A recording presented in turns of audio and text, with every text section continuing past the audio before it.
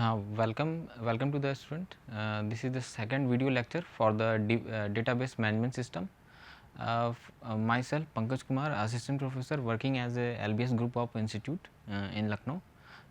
Today we are discussing about the next topic.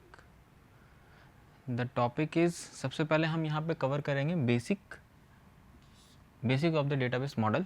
Database model होता क्या है, उसके बाद टाइप्स ऑफ मॉडल के बारे में पढ़ना है, फिर लेवल ऑफ डेटाबेस के बारे में पढ़ना है. ठीक है. लास्ट वीडियो लेक्चर में हम लोगों ने पढ़ा था कि डेटाबेस का इंट्रोडक्शन क्या था. अब जो हम जो भी हमने फर्स्ट वीडियो में हम लोगों ने पढ़ाया उसको बेस बनाते हुए हम लोग आगे बढ़ेंगे अब आगे. ठीक है. तो फर्स्ट टॉपिक हम लोग स्टार्ट करते हैं, डेटाबेस मॉडल. डेटाबेस मॉडल आपको ये बताता है कि किस तरीके से आपको डेटाबेस का डिज़ाइनिंग करना होगा और उसका स्ट्रक्चर क्या होगा. डिज़ाइनिंग स्ट्रक्चर कहने का मतलब उसमें कौन कौन से फील्ड्स होंगे, है ना. तो उस डेटाबेस को रिप्रेजेंट करने के लिए हमारे पास बहुत टाइप्स ऑफ डेटाबेस मॉडल्स हैं हमारे पास. पहला है हमारे पास हायरार्किकल मॉडल, दूसरा है हमारे पास नेटवर्क मॉडल, थर्ड है हमारे पास एंटिटी रिलेशनशिप मॉडल और फोर्थ है हमारे पास रिलेशनल मॉडल. तो इन सब को हम लोग को एक वन बाय वन पढ़ना है डिटेल्स में.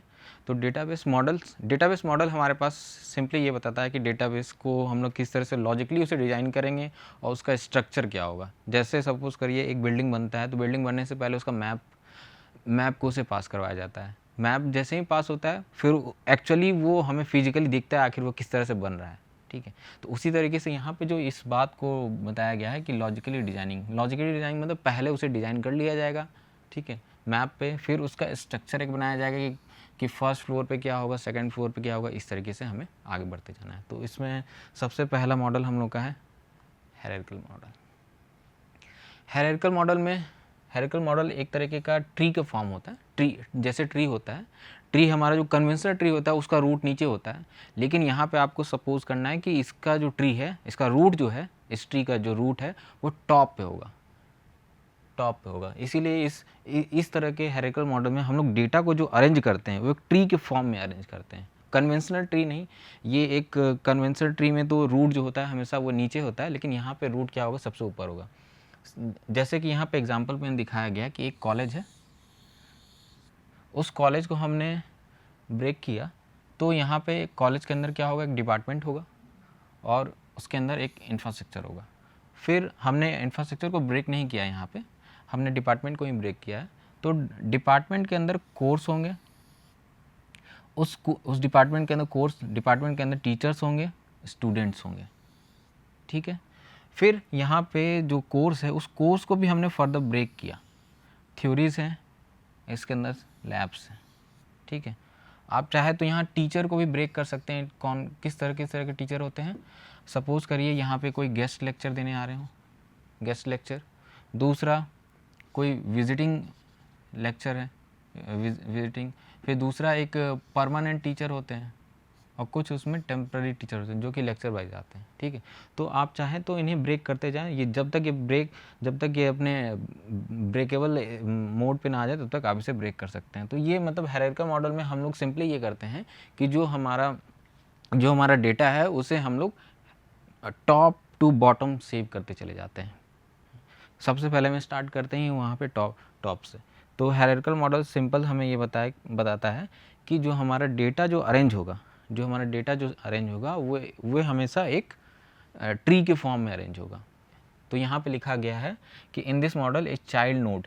यहाँ पे आप देखेंगे कि ये जो कॉलेज है उसके बाद इसको फर्दर ब्रेक करके डिपार्टमेंट और इंफ्रास्ट्रक्चर में शो किया गया. यानी कॉलेज जो बनता है वो डिपार्टमेंट और इंफ्रास्ट्रक्चर से मिलके बना हुआ है. तो कॉलेज के नीचे ये जो लिखा गया डिपार्टमेंट और ये इंफ्रास्ट्रक्चर, ये कॉलेज के चाइल्ड हो गए. इसी बात को यहाँ पे बताया गया. Child node only have single parent. इस केस में केवल डिपार्टमेंट और इंफ्रास्ट्रक्चर के पेरेंट जो होंगे केवल एक ही हैं. उसी तरीके से जो कोर्स हैं, टीचर्स हैं, स्टूडेंट्स हैं, उनके पेरेंट केवल एक ही हैं, डिपार्टमेंट. तो यहाँ पे जो पेरेंट होंगे वो एक ही होंगे, सिंगल पेरेंट. और चाइल्ड यहाँ पे एक से ज़्यादा हो सकते हैं. Next topic network model, network model एक हमारा इस तरह का मॉडल है जो कि हायरार्किकल जो मॉडल है उसको एक्सटेंड करके बनाया गया। बस इसमें डिफरेंस क्या है कि यहाँ पे जो जो हमारा पेरेंट होगा, जो जो यहाँ पे हमारा इस तरह के मॉडल में हमारा जो डेटा को ऑर्गेनाइज किया जाएगा वो ग्राफ के फॉर्म में ऑर्गेनाइज किया जाए। जैसे ग्राफ कहने का मतलब ये है, ग्राफ कहने का मतलब सिंपल से है कि आप गूगल मैप पे जब आप सपोज करिए आप लखनऊ में रहते हैं और लखनऊ से आपको जाना है कानपुर, तो वो गूगल मैप पे जब आप सर्च करते हैं तो आपको जाने के बहुत सारे रास्ते बताता है। तो जाने के बहुत से रास्ते हैं लखनऊ से कानपुर, चाहे आप वो बाई रोड जाएं, चाहे वो बाई ट्रेन जाए, बाई प्लेन जाए, अगर वो अवेलेबल है बाई सी जाएं, तो बहुत सारे रास्ते हैं। तो उस जब भी हम लोग के पास एक से ज़्यादा रास्ते आते हैं, वेज आते हैं, तो हम लोग वहाँ पे ग्राफ से उसे रिप्रेजेंट करते हैं। तो ये नेटवर्क मॉडल में हम लोग इस तरीके से रिप्रेजेंट करते हैं। यहाँ पे नेटवर्क मॉडल और हायरार्किकल मॉडल में एक डिफरेंस और भी आपको देखने को मिलेगा कि यहाँ पे एक से ज़्यादा पेरेंट हो सकते हैं। यहाँ पे एक चाइल्ड के एक से ज़्यादा पेरेंट हो सकते हैं, लेकिन वहाँ पे जो हम लोगों ने हायरार्किकल मॉडल में पढ़ा था वहाँ पे केवल एक ही पेरेंट होता है। बस ये दोनों में डिफरेंस है। So the next topic is entity relationship model. Entity मतलब कि एक ऐसा एंटिटी जो कि रियल वर्ल्ड में एग्जिस्ट करता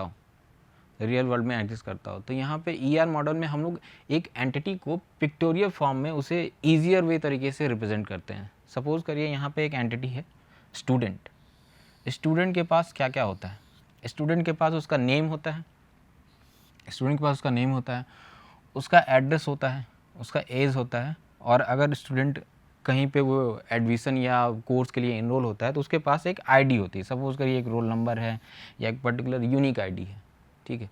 तो इस तरीके से अब इस नेम को भी आगे फर्दर ब्रेक किया जा सकता है। फर्स्ट नेम, मिडिल नेम और लास्ट नेम। उसी तरीके से एड्रेस को भी, अभी इसके भी और एंटिटी बन सकते हैं। एड्रेस के भी हमारे पास दो और हो सकते हैं फील्ड। एक तो पहला परमानेंट एड्रेस, दूसरा करस्पॉन्डिंग एड्रेस यानी टेम्पररी एड्रेस, ठीक है। तो ये एंटिटी रिलेशनशिप में हम लोग एक एंटिटी का दूसरे एंटिटी के साथ पिक्टोरियल रिप्रेजेंटेशन करते हैं, जिससे कि हमें एक क्लियर व्यू पता चले कि हमारा डेटाबेस आखिर दिखेगा कैसे। ये एक ब्लूप्रिंट है। एंटिटी रिलेशनशिप मॉडल जो हमें ये बताता है कि किसी भी आप डेटाबेस को डिज़ाइन करने जा रहे हैं तो वहाँ पे आपको ये दिखेगा कि ये ब्लूप्रिंट आखिर है कैसा, ठीक है। Okay, next topic our relational model.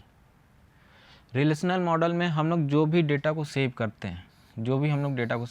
हैं यहाँ पे टेबल के फॉर्म में, और किसी भी टेबल के अंदर दो चीज़ होते हैं, कॉलम एंड रो। मोस्टली जितनी भी कंपनीज़ हैं वो उस रिलेशन मॉडल को यूज़ करती हैं, क्योंकि ये काफ़ी ही एक स्ट्रक्चर वे तरीके से डेटा को स्टोर करता है, जिसमें रो एंड कॉलम में हमारा डेटा सेव होता है। तो यहाँ पे यही बताया गया, इन दिस मॉडल डेटा यहाँ पे ऑर्गेनाइज किया जाता है टू डायमेंशनल मतलब row and column. Two dimensional का मतलब यहाँ पे रो एंड कॉलम। जैसे कि सपोज करिए यहाँ पे एक टेबल है, इस टेबल को आप मान लीजिए स्टूडेंट 1 का ये टेबल है, स्टूडेंट 1 नाम का एक टेबल है, दूसरा ये स्टूडेंट 2 नाम का टेबल है, ठीक है। तो यहाँ पे देखेंगे कि दोनों में एक कॉमन फील्ड मिलेगा, तभी तो ये दोनों एक दूसरे से लिंक करेंगे, यानी कि रिलेशन तभी हम दिखा सकते हैं। सपोज़ करिए कि एक स्टूडेंट है और दूसरा एक कोर्स है। स्टूडेंट और कोर्स के बीच एक स्टूडेंट है और एक यहाँ पे फैकल्टी है। तो स्टूडेंट और फैकल्टी के बीच में जो रिलेशन है वो रिलेशन क्या है? कोर्स से रिलेटेड रिलेशन है। स्टूडेंट कहीं पे अगर वो कोर्स को इनरोल करने गया है तो वो कोर्स से इनरोल हुआ है उस कॉलेज में, तो और फैकल्टी भी जो है वहाँ पे जो अगर वो पढ़ाने के लिए आएंगे तो वो पर्टिकुलर कोर्स से ही इनरोल होंगे। तो दोनों का रिलेशन किससे है? उस कोर्स से रिलेशन है। इसीलिए दोनों के बीच में एक कॉमन एंटिटी जरूर होना चाहिए, कॉमन फील्ड जरूर होना चाहिए, तभी वो मर्ज हो पाते हैं, तभी उनके बीच में एक रिलेशन दिखता है। तो यही हमारा बताता है रिलेशनल मॉडल।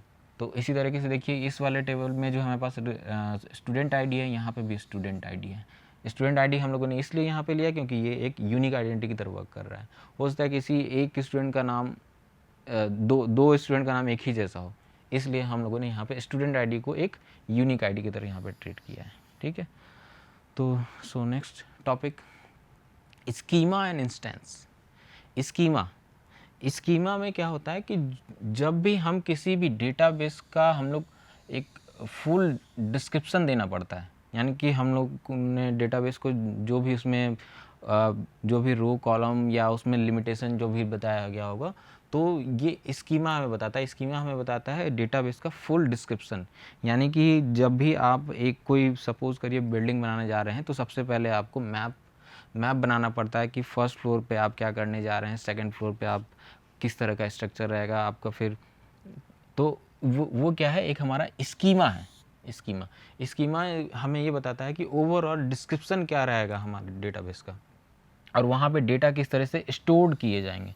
तो स्कीमा जो होता है पूरे डेटाबेस को पूरे डेटाबेस के डिस्क्रिप्शन को रिप्रेजेंट करता है कि हमारा स्कीमा आखिर हमारा डेटाबेस किस तरीके से डिज़ाइन किया गया है, और वहाँ पे डेटा किस तरीके से स्टोर होगा। इंस्टेंस में जो इंस्टेंस कहने का मतलब जो हमारे डेटा एंड इंफॉर्मेशन का जो कलेक्शन है, उसे हम लोग क्या बोलते हैं, इंस्टेंस। किसी पर्टिकुलर इंस्टेंस पे सपोज करिए फ्लिपकार्ट अमेजन जो साइट है, उस पर 1-2 लोग तो रजिस्टर नहीं होते हैं डेली, तो एक पर्टिकुलर सेकंड पे वो जो पर्टिकुलर टाइम है उस पे जो डेटा स्टोर किया गया उस इंस्टेंस को उस टाइम को हम लोग क्या बोलते हैं, इंस्टेंस ऑफ द डेटाबेस।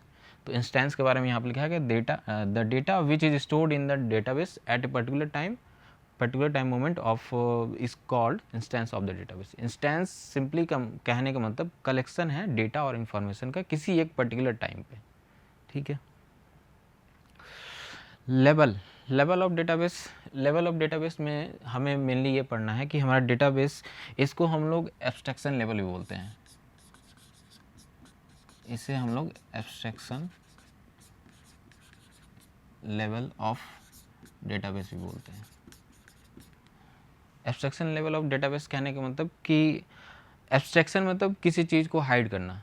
जैसे आप फ़ोन लेने जाते हैं, तो आपको ये नहीं जानना है कि फ़ोन में कॉलिंग कैसे इंटरनली चल रहा है, फ़ोन में वीडियो कॉलिंग कैसे हो रहा है, फ़ोन में आप इंटरनेट कैसे चला रहे हैं। ठीक है, तो इंटरनल डिटेल से आपको मतलब नहीं होना चाहिए, केवल आपको उसके फीचर से मतलब है। आप फ़ोन लेने जाते हैं या आप कार या बाइक परचेज करने जाते हैं, तो आप बस उसके फीचर्स देखते हैं, उसके माइलेज क्या है, अगर आप कार लेने जा रहे हैं तो उसकी स्पीड क्या है, उसके अंदर और कौन कौन से फीचर्स लगे हैं, वाईफाई हैं या नहीं है, फिर उसकी ब्रेक और अदर्स, वो लुक दिखने में कैसा है, कौन सा कलर वाला चाहिए। मोबाइल लेने जाते हैं तो आप वहाँ पे वो देखते हैं कि उसकी बैटरी बैकअप क्या है, फिर रैम क्या है, इंटरनल स्टोरेज कितना है, और इसके कैमरे की क्वालिटी क्या है, फ्रंट रियर, तो ये सब चीज़ें देखते हैं। तो वहाँ पे हमें ये नहीं देखना रहता है कि वो कॉलिंग कैसे हो रहा है, वो पिक्चर इतनी अच्छी कैसे आ रही है, उसके अंदर हमें डिटेल में नहीं जाना है। तो यही हमारा लेवल ऑफ डेटाबेस बताता है। इसे दूसरे नाम से भी जाना जाता है एब्स्ट्रैक्शन लेवल ऑफ डेटाबेस या एब्स्ट्रैक्शन ऑफ द डेटाबेस। यहाँ पे हम लोग करते क्या हैं लेवल ऑफ डेटाबेस में, कि हम लोग डिज़ाइनिंग कैसे करते हैं उसे बताना है, फिर डेवलप कैसे करेंगे उसको हमें यहाँ पे बताना पड़ता है, इम्प्लीमेंट कैसे किया जाएगा, फिर जब इम्प्लीमेंट हो जाएगा तो उसे मेंटेनेंस कैसे किया जाएगा। सपोज़ करिए कोई कंपनी है जो एक ऐप्स बनाती है फॉर द सर्विसेज के लिए, तो सबसे पहले वो डिज़ाइन करेगी, फिर उसके लिए वो प्रोग्रामर को हायर करेगी, फिर उसके करस्पॉन्डिंग वो क्या करेगी, इम्प्लीमेंट करेगी। पहले उसका अल्फ़ा प्रोडक्ट आएगा, फिर जब इम्प्लीमेंट हो जाएगा तो उसको मेंटेनेंस भी करना पड़ता है। तो ये सारे इतने काम उसमें करने पड़ते हैं। तो ये हमारा कौन प्रोवाइड करता है, लेवल ऑफ डेटाबेस। अब यहाँ पे आपको एक डायग्राम दिख रहा होगा, यहाँ पे देखिए, सबसे लेवल ऑफ डेटाबेस में हमारे पास तीन लेवल होते हैं। पहला लेवल जो होता है हमारे पास, इसे हम लोग बोलते हैं एक्सटर्नल व्यू। दूसरा लेवल जो हमारे पास होता है उसे बोलते हैं कॉन्सेप्चुअल व्यू। थर्ड लेवल जो हमारे पास होता है उसे बोलते हैं हम लोग फिजिकल व्यू या फिजिकल लेयर बोल सकते हैं। तो एक्सटर्नल व्यू मतलब जो इसे बोलते हैं यूज़र लेवल, व्यू लेवल भी इसे बोला जाता है, कभी कभी इसे व्यू लेवल भी बोला जाता है। व्यू लेवल कहने का मतलब आप यहाँ पे देखेंगे एक व्यू 1 है, व्यू 2 है, व्यू 3 है। ये मतलब कि एज ए यूज़र हैं जो कि एप्लीकेशन को केवल यूज़ कर रहे हैं। अब यहाँ पे अलग अलग तरीके के व्यू क्यों दिखाए गए, क्योंकि हर यूज़र का हर एक्सटर्नल व्यू का एक एक्सटर्नल व्यू का देखने का तरीका अलग होगा। अगर आप किसी कॉलेज में इनरोल हैं तो अगर आपको लॉगिन आईडी मिली है तो आप वहाँ जब उसे क्लिक करके देखेंगे तो आपको कुछ और दिखेगा। वहाँ पे अगर फैकल्टी हैं तो फैकल्टी को उनका व्यू ज़्यादा होता है, मतलब वो उनके पास ज़्यादा कंट्रोल होता है। अब स्टूडेंट और फिर उसके बाद अगर एडमिन आए, एडमिन के पास तो पूरे फुल ऑफ कंट्रोल होते हैं कि वो कुछ भी कर सकता है उस पर्टिकुलर सिस्टम के अंदर। तो उसी तरीके से यहाँ पे ये इसीलिए हम लोग ने यहाँ पे व्यू 1, व्यू 2, व्यू 3 यहाँ पे लिखा हुआ है, क्योंकि यहाँ पे एक व्यू नहीं है, अलग अलग व्यू हैं, सबके अलग अलग रोल हैं। उस रोल के अकॉर्डिंग इन व्यू को अलग अलग बताया गया। तो व्यू कहने का मतलब यहाँ पे जो अलग अलग व्यू आए हैं, इसका मतलब ये है कि ये सपोज करिए स्टूडेंट का व्यू है, ये फैकल्टी का व्यू है, ये एडमिन का व्यू है। तो एडमिन जो है एडमिन तो सब कुछ देख सकता है। फैकल्टी क्या है, फैकल्टी स्टूडेंट को मार्क्स दे सकती है, अटेंडेंस चढ़ाती है, फिर उसके बाद उनको असाइनमेंट इनरोल करती है। स्टूडेंट को क्या क्या केवल व्यू होगा, स्टूडेंट को केवल क्या व्यू होगा कि उसे असाइनमेंट जो दिया गया है और उसे अपलोड करने का ऑप्शन होगा, वो अपने मार्क्स देख सकता है, वो एडिट नहीं कर सकता है। मार्क्स अपने फिर उसके परसेंट अटेंडेंस कितने आ रहा है, ये सब चीज़ें यहाँ पे देख सकती हैं। तो इसीलिए यहाँ पे इसको बताया गया एक्सटर्नल व्यू। एक्सटर्नल व्यू जो है हमारे पास सिंपली ये बताता है कि वो उसे मतलब कि हर यहाँ पे जो अलग अलग व्यू लिखे गए हैं, इसका मतलब ये है कि हर व्यू का एक अलग रोल है, एक अलग रोल है। कॉन्सेप्चुअल लेयर में हम लोग यहाँ पे ये बताया जा रहा है कॉन्सेप्चुअल लेयर में कि जो हमारा डेटाबेस का डिजाइनिंग जो होगा, जो हमारा डेटाबेस जो किस तरीके से उसकी लॉजिकली जो डिजाइनिंग की गई है उसको बता रहा है। यानी कि सपोज करिए कि आप एक कॉल करते हैं, आप एक वीडियो कॉल करते हैं, तो वो वीडियो कॉलिंग कैसे हो रहा है वो डेटाबेस के अंदर उसकी लॉजिकल डिजाइनिंग बनी गई। इसीलिए यहाँ पे लिखा गया है कॉन्सेप्चुअल स्कीमा, मतलब वहाँ पे उसकी लॉजिकली कनेक्टिविटी बनी हुई है। आप उसका जो इंटरनल डिटेल्स है उसे हाइड किया गया। कॉन्सेप्चुअल में हम लोग केवल और केवल डेटाबेस का डिस्क्रिप्शन होता है कि वो किस तरीके से लॉजिकली कनेक्ट है, डेटा किधर से किधर फ्लो करेगा, ये बताता है। फिजिकल स्कीमा या फिजिकल लेयर में हम लोग सिंपली ये बताते हैं कि हमारा एक्चुअल डेटा कहाँ पे सेव होगा, एक्चुअल डेटा हमारा कहाँ पे सेव होगा, जो कि फिजिकली रखा जाएगा। जो भी हमारा डेटा वो सेव होता है, एक हमारे पास डेटा सेंटर होता है, वहाँ पे हम लोग उसे सेव करते हैं। डेटा सेंटर में क्या होता है, वहाँ पे डिस्क रखे जाते हैं, हार्ड डिस्क टाइप के, एक रैक बना दीजिए, जैसे आपके लाइब्रेरी में बुक्स को रखी जाती हैं, उसी तरीके से एक डेटा सेंटर होता है। उस डेटा सेंटर में हम लोग क्या करते हैं, इन जो हमने डेटा जो सेव किया है एक्सटर्नल व्यू से कॉन्सेप्चुअल व्यू होते हुए आया है, उस डेटा को हम लोग डेटा सेंटर में सेव करते हैं और वहाँ पे हम लोग डेटा को रखते हैं एक रैक में। लाइन बाय लाइन हम लोग इस तरीके से एक रैक बनी होती है, इस तरह से इस डेटा को रखते चले जाते हैं और वही डेटा हमारा क्या होता है, वहाँ से डायरेक्टली फिजिकली स्टोर होते रहता है। जो भी हम लोग जब भी हमें डेटा को फेच करना रहता है तो हम लोग वहाँ से डेटा को फेच कर लेते हैं। तो डेटा का जो फिजिकली स्टोर होता है वो कहाँ पे होता है, वो एक डेटाबेस सेंटर पे होता है। डेटा सेंटर जो हमारा डेटा सेंटर होता है, वो डेटा सेंटर हर जगह नहीं बन सकता। डेटा सेंटर बनाने के लिए हमें वहाँ का एक इन्वायरमेंट चाहिए कि वहाँ पे हमें वो डेटा सेंटर जब भी बनेगा वो उसके नीचे क्या होना चाहिए कि ग्राउंड लेवल वाटर काफ़ी अच्छे लेवल पे होना चाहिए। वहाँ पे कूलिंग एरिया होना चाहिए हमेशा, कभी क्योंकि डेटा सेंटर में होता है वहाँ पे बहुत सारे कंपटीशन होते हैं, क्योंकि एक तरह से कंप्यूटर ही है वो, काफ़ी जब कंप्यूटर चलता है तो उसके अंदर से बहुत ज़्यादा हीट निकलता है। तो इसी कारण से हमारे जितने भी डेटा सेंटर होते हैं मोस्टली वो हमेशा कूल एरिया में बनाया जाता है। आप जब भी देखेंगे कोई भी डेटा सेंटर होगा, जैसे फिनलैंड हो गया, नॉर्वे हो गया, वहाँ पे ये डेटा सेंटर ज़्यादा बनाए जाते हैं, क्योंकि वहाँ पे क्या है, वहाँ पे कूलिंग का ऑलरेडी व्यवस्था है। वो कंट्री ऐसी हैं कि वहाँ पे ठंड हमेशा बनी रहती है। अगर इंडिया में बनाना पड़ेगा तो हमें साउथ में जाना पड़ जाएगा, या जहाँ पे टेम्परेचर एक जैसा रहता होगा। तो डेटा सेंटर बनाने के लिए हमें एरिया भी ऐसा चाहिए कि वो हमेशा एक कूल एरिया हो, वहाँ पे वाटर की अवेलेबिलिटी आसानी से हो, फिर वहाँ पे पोल्यूशन ज़्यादा ना हो, ये सब चीज़ें भी ध्यान दी जाती है। तो जो भी हमारा एक्चुअल जो डेटा जो हमारा सेव होता है वो हम कहाँ पे सेव होता है, वो हमारा सेव होता है फिजिकल लेयर में। वो हमारा कहाँ से होता है, फिजिकल लेयर में, यहाँ पे एक्चुअल डेटा। यहाँ पे बस हमारा एक लॉजिकल डेटा प्रेजेंट रहता है।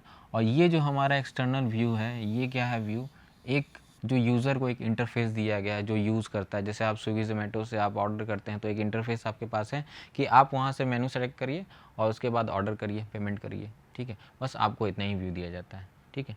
तो हमें लेवल ऑफ डेटाबेस में हम लोगों ने ये पढ़ा कि लेवल ऑफ डेटाबेस कितने तरीके के होते हैं, 3 तरीके के, external view, conceptual layer, physical layer, ठीक है। तो ये 3 तरह के लेवल हैं। इसमें हम लोग करते हैं क्या है, डिजाइनिंग कैसे होगी, डेवलपमेंट कैसे किया जाएगा, इम्प्लीमेंट कैसे किया जाएगा और मेंटेनेंस इसका कैसे किया जाएगा। Next, data independency. Data independency ये बताता है कि आप जो अभी हम लोगों ने पढ़ा था डेटा इंडिपेंडेंसी में, कि हम लोग के पास 3 तरीके के लेवल हैं, लेवल 1, लेवल 2। पहला जो हमारा लेवल है वो एक्सटर्नल व्यू है, सेकंड जो हमारा है कॉन्सेप्चुअल स्कीमा, थर्ड जो है हमारा फिजिकल स्कीमा। तो अब इन व्यू के बीच में अगर किसी भी एक लेवल में हम लोग चेंजेस करते हैं, वो दूसरे लेवल पे कोई भी इफेक्ट ना करे, तो उसे हम लोग क्या बोलते हैं, डेटा इंडिपेंडेंसी। तो यही चीज़ यहाँ पे बताया गया, डेटा इंडिपेंडेंसी रेफर्स कि being able to modify the schema at one level of the database system without altering the schema of the next higher level। मतलब कि एक लेवल